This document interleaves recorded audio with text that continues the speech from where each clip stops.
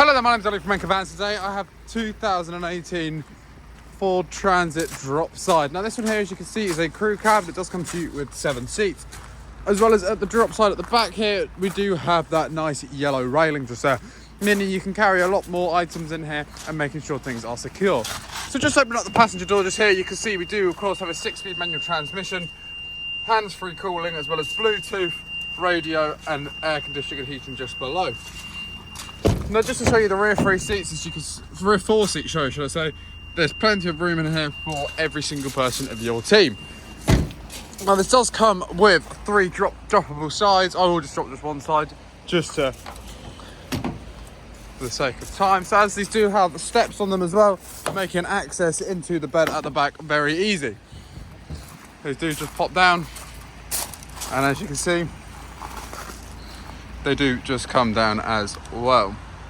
And if you'd like to find out more about this Transit Dropside, then please feel free to head over to our website, anchorvans.co.uk. The link is in the description below if you're watching this on YouTube, or if not, you can always head over to our site in Padwell, just outside of Reading, to discover more about this and many more of our vehicles.